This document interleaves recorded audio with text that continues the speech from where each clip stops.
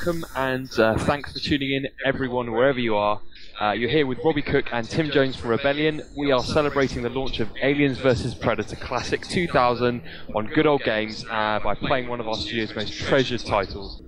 Now, Tim is going to get us set up on the single player in a second, but if you're a little rusty on your gaming history, well, the AVP franchise runs quite deep in our veins here at Rebellion.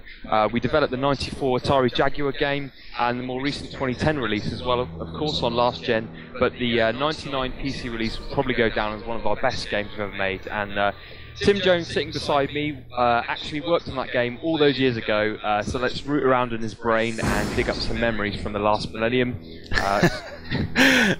Thanks, Robbie. Yes. Sorry, Tim. It really was the last millennium, wasn't it? Yeah. Didn't mean to make you sound so old. So, why don't you tell everyone what you do here now at Rebellion and what your role was on AVP back in the day? Okay.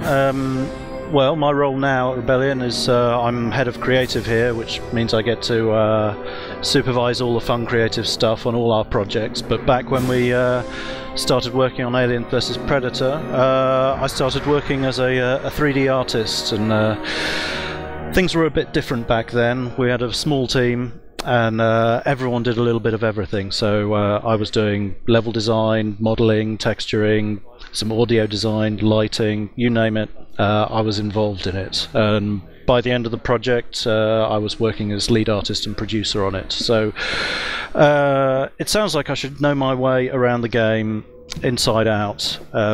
That may prove not quite to be the case, since it's about 15 years ago that we did it. So only 15. Only 15 years ago.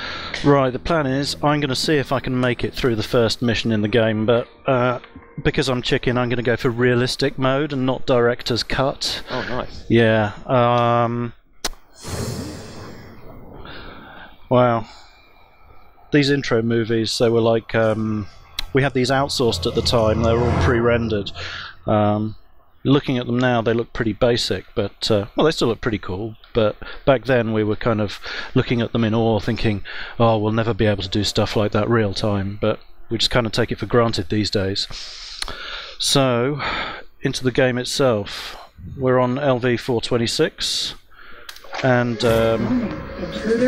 I'm waking up after a bit of a heavy drinking session. We're bugging out now. Level 3 doors are on your lock. Get your ass to the comms room and I'll beat you from there.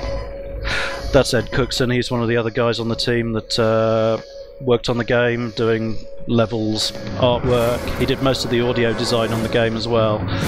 Very talented young man. And I think, actually, that's a little picture of his, who was his girlfriend at the time. I wonder if they're still together. They're not. Ed is now married with twins. Yes. Oh, there's a mirror. Right. So, I'm going to have to figure my way around here in the dark. Image intensifier time.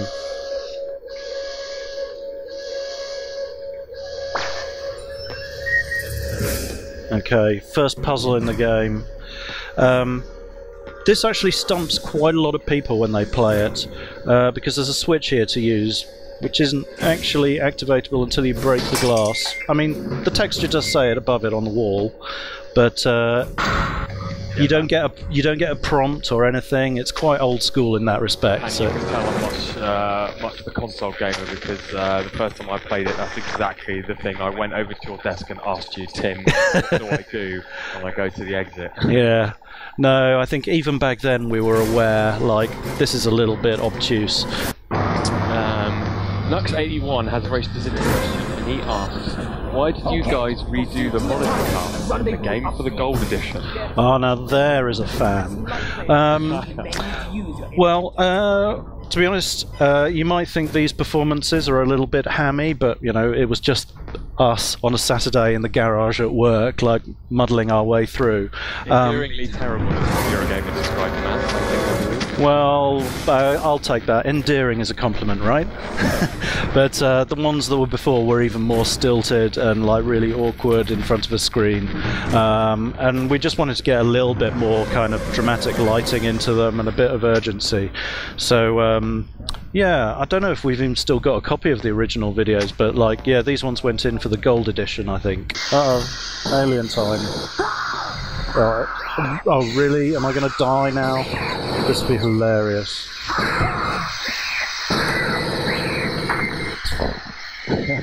Okay, I've still got half my health. I think quite a lot of people backed out and fell off the edge there and died. I think the game still stands out for its dynamic lighting. I mean, it was certainly unusual at the time. Everything had static lighting or light maps. Everything in this game is, you know, fully dynamically lit, as you can tell with the flares and... Hello. Oh. Okay.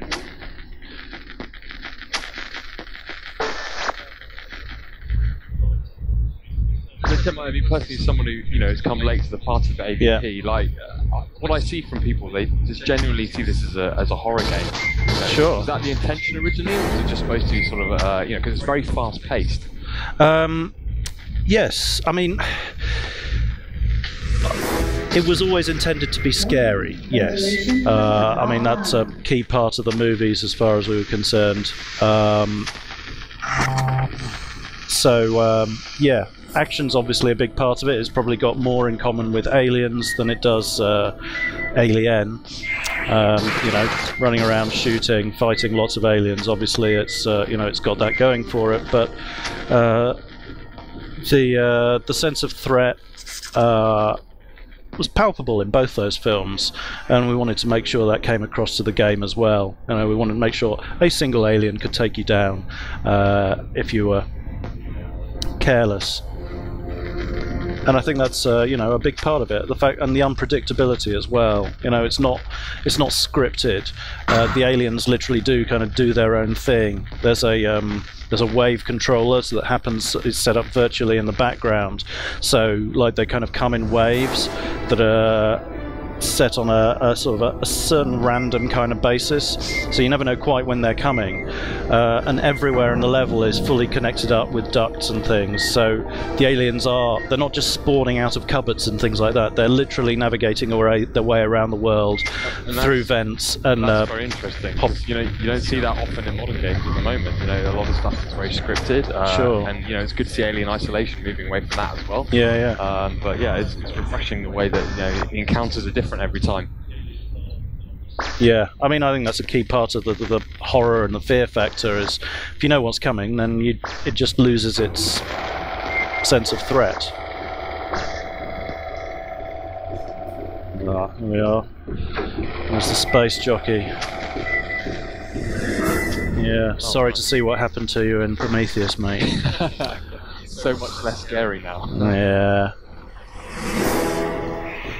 Okay. Whoa. Oh, really? Who made this game? Honestly. Scaring myself. Okay. So, level 2, Colony. This really is very directly inspired by the colony in Aliens on LV-426. This level actually wasn't always the second level in the game. It was originally intended as the first, but it was just too hard for that. And a really, I don't know, dull piece of trivia probably, but for some reason it sticks in my mind. The original name for this level was Gen Shed 1. It was just one of those levels that went through various iterations and was kind of our prototyping ground for an awful lot of stuff in the game. Yeah, it was very late in the day it got renamed to Colony. Gen Shed 1 was its working title, which is not very catchy. And honestly, I can't even remember why it was called that. It might be short for Generator Shed or something, and I don't know. Anyway.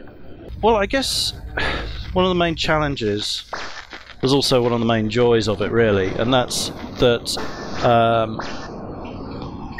we didn't really know what we were doing, to be honest. You know, we were kind of making it up as we went along. These days, there are so many, you know, 3D games out there. At the time, even 3D games were rare.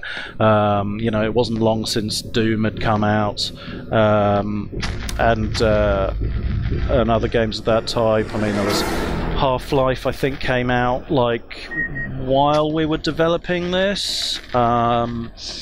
But basically, there weren't really any rules or established sort of ways of going about stuff, whether it was down to controls, how to get around the world, how to render things, how to build stuff, how to design puzzles. It was all kind of make it up as you go along and hope people liked it, which is probably why it ended up being quite different. No one else was doing dynamic lighting in the same way at the time, and that remained sort of uncommon for a long time afterwards. We've had a question saying, why did you go with flares design-wise instead of, say, like a shoulder? Basically because they're kind of more fun, I think. We kind of liked aesthetically the way they cast light in the environment as they move through it, throwing them out there. A shoulder lamp would always give you a pool of light around you, whereas the flare, it's very directed. It can give you it's a very sort of static pool in a place, and you kind of lose the sense of like actually walking through complete darkness like you get at times here if you've got a shoulder torch on you all the time. Yeah. And the kind of the limitations of the lighting technology we had at the time would just basically look like everywhere was kind of lit up around you. So it was just more effective to do it as a flare, really. And yeah, it just kind of stuck. Everyone enjoys throwing flares around.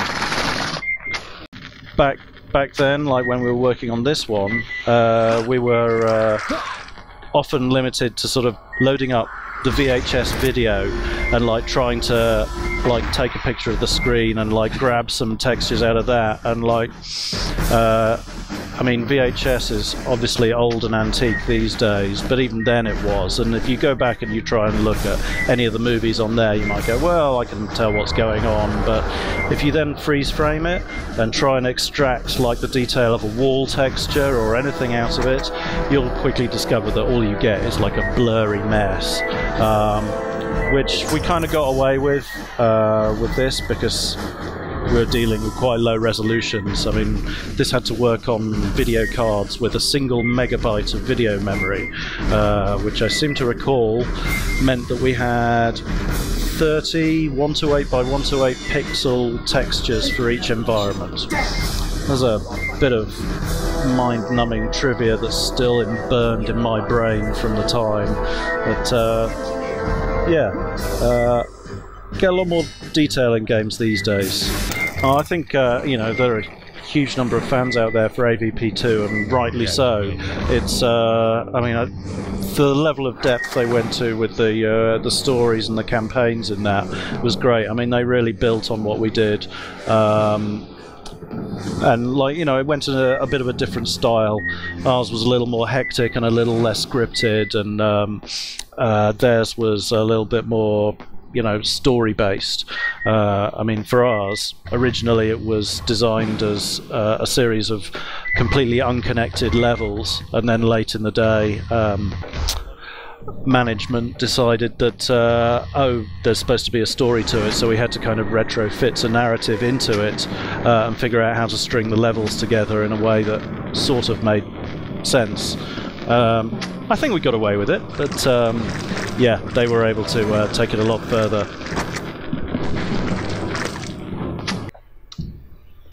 This might be one for you, Tim. Yeah. Was AVP inspired more by the films or the comics? We took a little from both. I mean, ultimately, in terms of mood and things, the films were our primary inspiration for sure. But we certainly read the comics at the time and took a few ideas from them.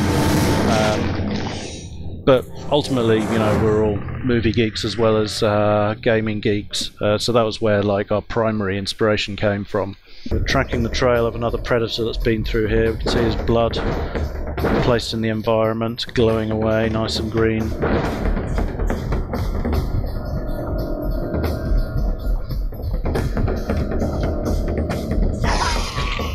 I think that's what they call environmental storytelling these days. I've got someone asking actually, I'm not sure if he's referring to Colonial Marine, I'm not sure what name to do with us. He's a big fan of the Gears of War the modes, and Yeah. he and the sort of the budget hunter style gameplay as well. Yeah. He's wondering where that mode originated from, like who came up with that, you know. Is there a similar thing in AVP? Well, we've got the skirmish mode in AVP where you could play as Marines or Predators against oncoming waves of aliens. Yeah, I mean, that's always been one of my favourite parts of the game. It was quite a late addition, late on. We just thought, well, we could do this. And it's kind of quite almost, you know, Space Invaders-esque. You're just there, surviving for as long as you can, until your inevitable death. It's, yeah, I don't know. It's kind of game mode that I like in a lot of games. Things like Gears of War, Call of Duty Zombies, AVP, Space Invaders. Tetris is another variant, really. It's I don't know. There's something about that kind of game style with the inevitable doom, but making your last stand as best you can. That's quite compelling. It's quite disturbing to me that that guy there actually had a texture of my face on him, and I just pinned his head to the wall. Let's do this. Okay, Alien. Episode 1, Temple.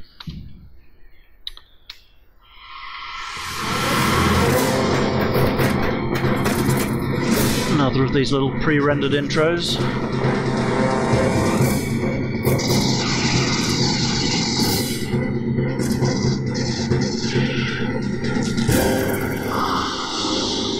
So here I am, waking up in a mysterious alien temple.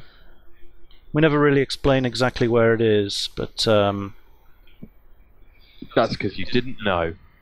I know exactly where it is, I'm just not telling. We've had a few questions also about the AVP Gold soundtrack.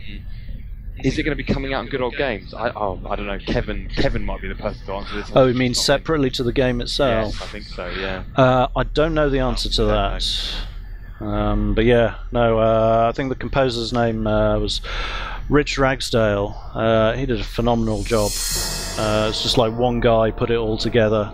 I don't think it's real orchestration, it's all done with like synthetically, but it sounds pretty convincing, and it certainly nailed the atmosphere of the movies. Okay, so this is probably a bit rare in the whole of the AVP campaign, and that the whole of this section of the level actually has no enemies in it at all. It's just essentially a bit of a proving ground for the alien to get used to navigating around and having to figure out how to climb up the wall. You know, are the film stills in the level select menus captured from VHS? You know, I honestly can't remember, but they could well be. That's a very good question. That's conceivable. Yeah, I don't think they were from any official source. Okay. Alright, that's blocked off the fire. Now I can make it down into the next bit of the temple where it's being investigated by the Colonial Marines forces and their archaeologists. Okay, so doesn't AVP 2000 use the Quake 2 engine? No. No, it doesn't. It uses our own engine. Everything we do at Rebellion uses our own engine technology. This engine, the AVP 2000, was done on, I guess we called the AVP engine. As after we did this game that we moved to creating an engine that we could use for any game on any platform, so that then became the Azura engine.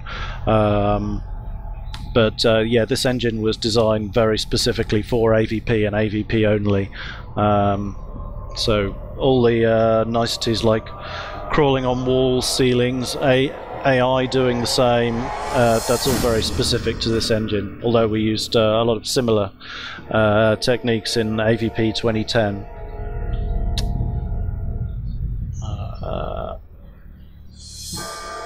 But yeah, we get that a lot actually with our games. People say, "Oh, is that Crytek? Is that the Unreal Engine? Is that this, that, the other?" It's like, no, it's our own tech. Okay, I'm gonna be careful of these civilians. The blue glow guys, they're civilians, and they're walking around with Molotov cocktails. So, yeah, if I take them out, they will likely. I'll probably catch fire. So if I can provoke them into chucking them first, giving them a hiss. Come on. That's really cool how that theme has carried on through the Aliens games. You know, they're using fire. You know, from the first Alien film, and they try and flush the alien out of the air. Alien Isolation with its kind of Molotov cocktails and stuff that I've seen. Well, I've seen some kind of flaming things that you can throw at it. So yeah, there's something very primal about fire, particularly when you're trying to defend yourself. Oh, that was me doing a head bite there. Regained a bit of health. Looks like she lost a little. Yeah, this is where my memory of exactly how the level's supposed to be played gets a little hazy. Oh, not like that. Okay, that's a sentry gun. That's bad news.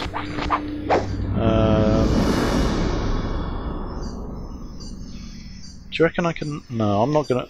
There's another. I'm gonna go the other way. I think there's another way to do this. Okay. Oh, someone's screaming there. Let's take out that sentry gun. Okay. Right. What are my chances of making it past this sentry gun here, do you reckon? I can hear it just round the corner. I'm gonna go for it. Yeah! I'm just too fast. It was. Oops, I just set myself on fire by exploding a barrel by mistake. Oh, come on. There we go. Right. I have opened the next section. I am doing much better on this level than I was expecting to. Some people are getting dizzy. Dizzy, I'm not surprised. Yeah. No unauthorized personnel. No. Oh, hello. What's going on?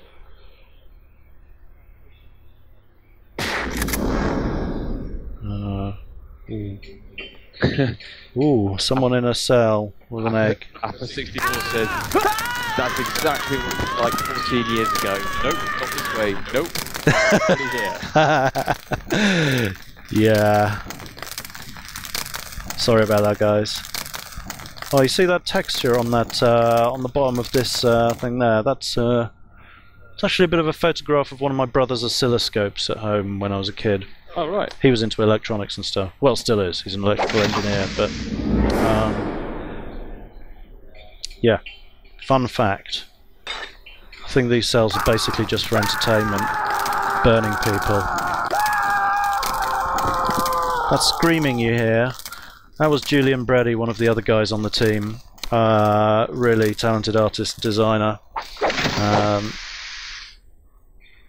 He did some of the best level design in the game. Particularly on the alien levels. Not this one though, this one was mine, so any problems with being lost and confused are entirely my fault. No unauthorized personnel. What am I doing now? Oh, androids. You can tell by their milky blood.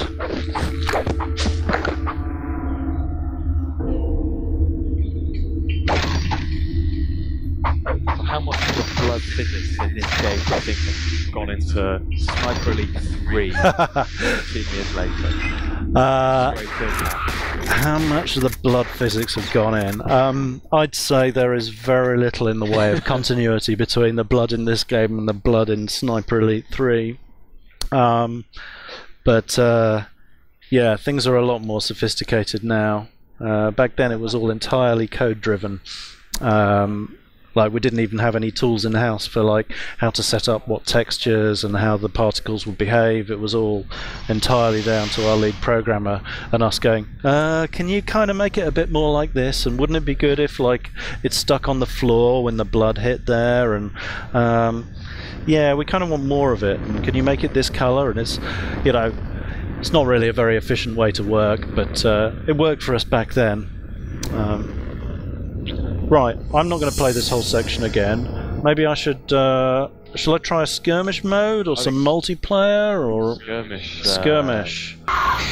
This level, actually, I did use some of the actual set plan designs for the Hadley's Hope environment in the movie to get the layout of the level as close to operations as it could be. So placement of the table where the cast all gather around and say, look at all the civilians in the atmosphere processor because they can see their trackers, and Newt goes affirmative, and the placement of MedLab with the face huggers here. It's all physically laid out like the set was in the movie, more or less, apart from scaled a bit weirdly because everybody moves so fast in this game. It's speed. Yeah, the first thing I noticed is that a deliberate choice because of what arena shooters were doing? It was partly influenced by the fact things like Quake was so fast at the time, but also with our publishers at the time there was a certain amount of back and forth with the producers there about how fast the characters were supposed to move and how fast we thought they should move, and it was a bit of a discussion, to put it politely, and in the end we gave them a bunch of controls to say, okay, you make the changes and show us how fast you want the characters to move, just to put an end to the conversation. And these are the speeds they ended up with, which were very, very fast. Weirdly, they then followed that up with some queries about why things were getting so small when they were in the distance, which is, I don't know, I think a function of the fact that we were moving so fast, people were getting farther away from things than they thought, and maybe the field of view camera, but I don't know. Weird questions you used to get asked back in the day before people had such a more intuitive understanding of how 3D games work. Any more questions, Robbie? Any Easter eggs or secrets in this game? Maybe you can share a couple of your favourites. Okay. Spoiler alert. Well, there's an Easter egg right here. See in here? There's a little hamster in a wheel. Reference to Aliens there. Yeah. He's a rather polygonal looking hamster with very few features, but there's a little touch for you. If you hang around in the control room here, you can hear the dropship crash and people screaming outside periodically. There are a number of little nods and winks throughout the levels, little secret areas, but I kind of have to show you them to explain them properly. I have another interesting question actually. Do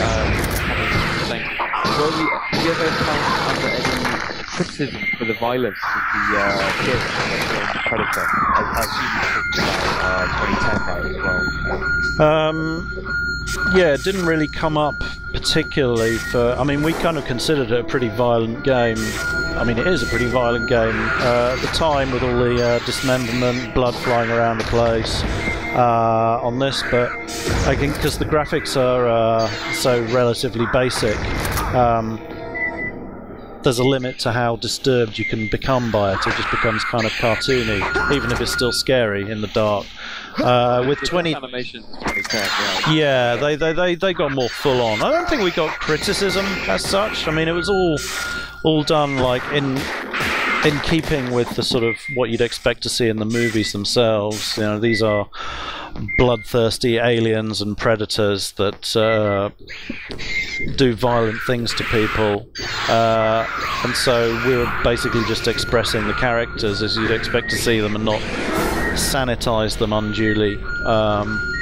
So yeah, I think there were a few comments here and there, but I think most people kind of see it as, yeah, it's fantasy sci-fi violence. It's not, you know, we're not dealing with a real world scenario here, so I think people take it at face value and enjoy it for what it is, and if it's a little bit too visceral for people, then, well, then it's probably not the game for them, really.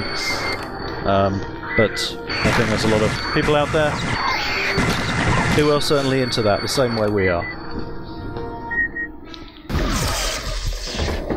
Yeah, I mean, well, we introduced the androids purely because they were part of the world. You know, they've been established in well, all of the Aliens movies, one way or another, and it's you know, it just seemed natural to have them there. And the first time you encounter them, certainly in this, it was a little bit of a surprise to see, like, you know, the non-red coloured blood coming out, and you go, oh, this guy's different, same way you did in the movies. And for us, like, narratively, they were an interesting place to go in AVP 2010 for sure. You know, technology moves on. I would have never have thought back when we made this that 15 years later it would still, you know, be being played and available and working on PCs. So yeah, it's kind of surreal actually, but awesome. I'm hugely proud of what we all did. Damn. I died, Robbie. Burning, flaming death. Oh, I think that's an excellent place to wrap up. But you did a good job there. I don't know, you only died once or twice, didn't you, the entire time? That's right. Yeah, absolutely. Only once or twice. Alrighty. Well, do you have any last words? Thank you for watching, everybody. It's